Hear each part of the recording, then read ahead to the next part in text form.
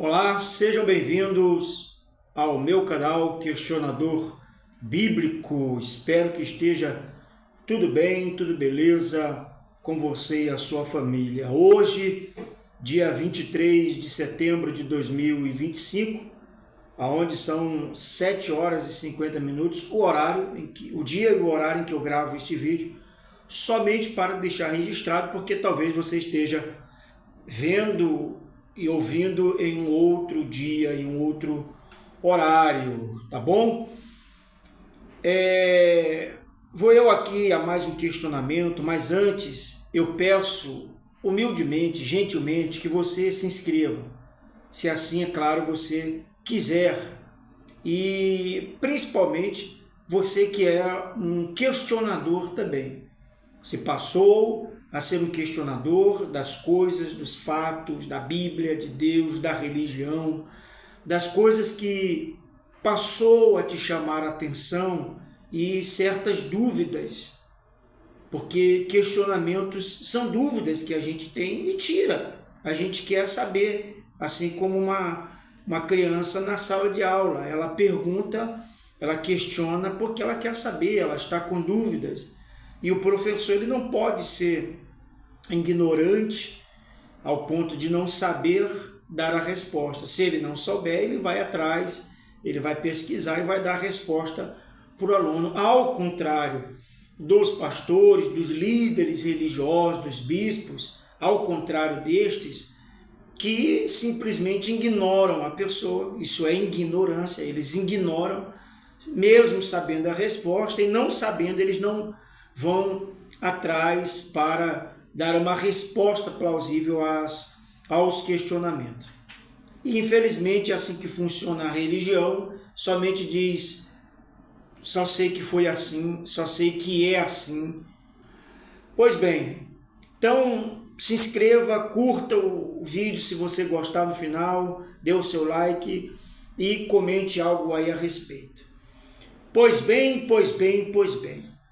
O que você ainda não entendeu a respeito da religião, deste sistema que aprisiona, que criaram para aprisionar mais do que corpos, mas aprisionar mentes, não espírito e não alma, porque estas ninguém prende. Até porque eu não sei se temos espírito ou alma. Para mim, talvez até espírito, mas alma, creio que não. A não ser a alma, a psique, a cerne, né? Os pensamentos, as emoções e por aí vai. Então, o que você e uma boa parte das pessoas ainda não entenderam, o que é a religião, como ela trabalha, como ela funciona para controlar. Primeiro veio a ideia de um Deus poderoso, né? A Bíblia ali apontando para um Deus que criou tudo, fez tudo, e depois um templo, eu digo depois, não uma sequência, mas um templo aonde seria melhor colocar as pessoas e ali em pé ou sentado. A Igreja Universal ela adota muito o termo em pé, né? Em pé, seja em orações fortes ou ali na hora de dar plantar, eles falam plantar um envelope, plantar a semente, né? É plantar o envelopezinho feito ali, ó, tchan, tchan.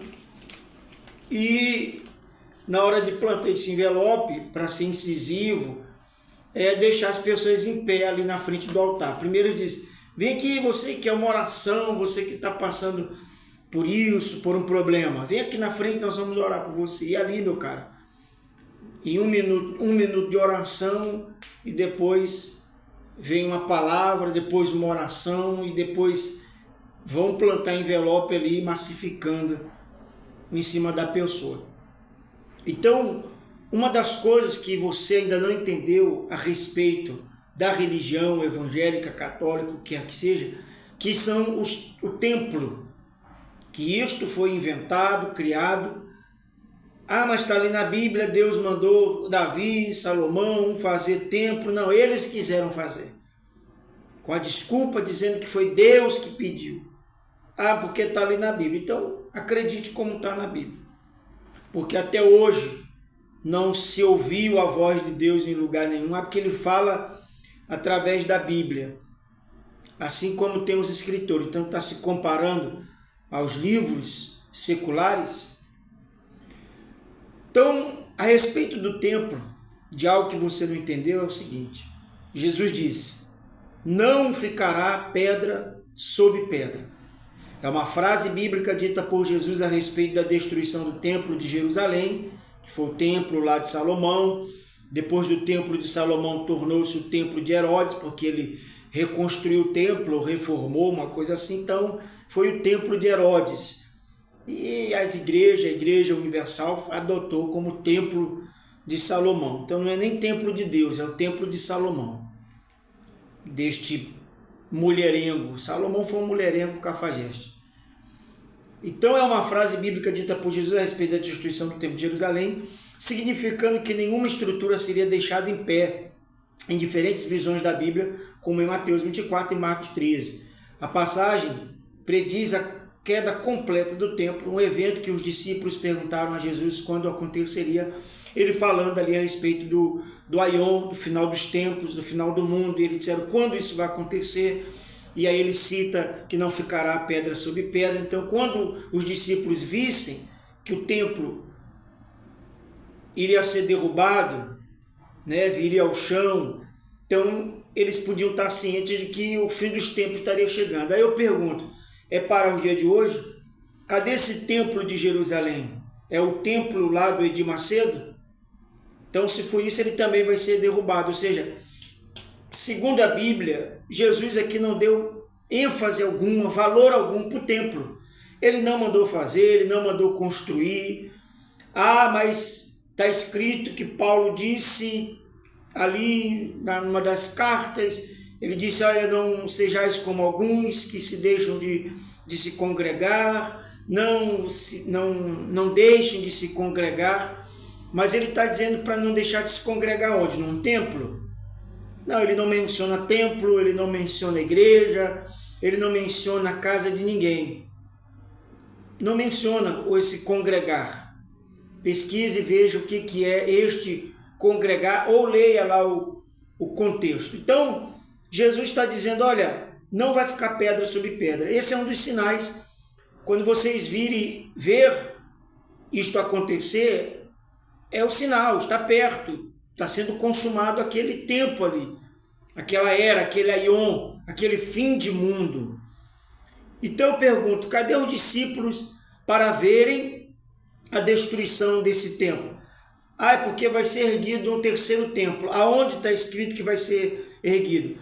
Em Daniel, capítulo 9, se essa profecia de Daniel ainda aponta para um terceiro templo, então veja lá o contexto. Então, o Messias ainda não veio, ele ainda não nasceu, Maria também, aquela geração da qual Jesus já nasceu, então não aconteceu nada. Então o que a gente está vivendo, possivelmente, é profecias que um Messias ainda há de nascer, conforme Daniel.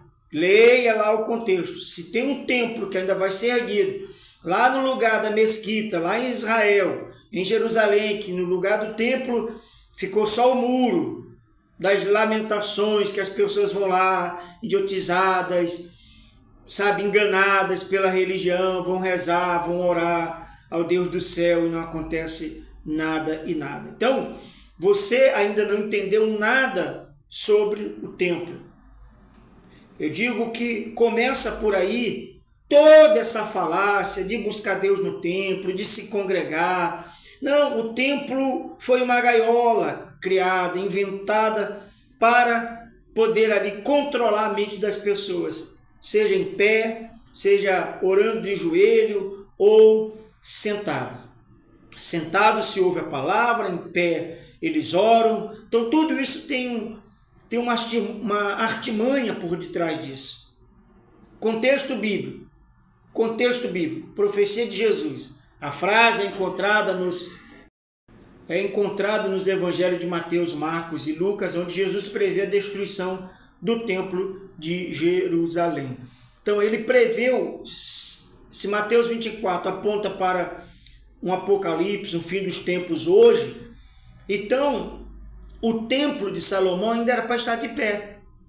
Porque essa profecia de Jesus e as outras profecias de Daniel aponta para o templo em Jerusalém, em Israel, então ele ainda não foi destruído. Então cadê o templo erguido?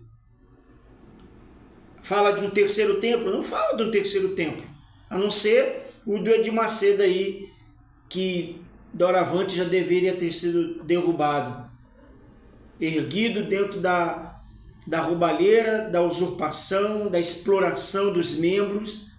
Todo mês era uma ajuda, era joia que eu estava na época, pastores, pedíamos, joias, ouro para as pessoas doarem. Esse ouro era levado para lá, dizendo eles, para ser derretido e ser colocado numa daquelas colunas, né? Ali no templo, não sei se é dentro ou fora, mas diz que tem ouro, aquele painel que está lá no fundo, no altar, ouro, e a desculpa era, olha, vai estar um pedaço do ouro que você doou, seu nome vai estar lá.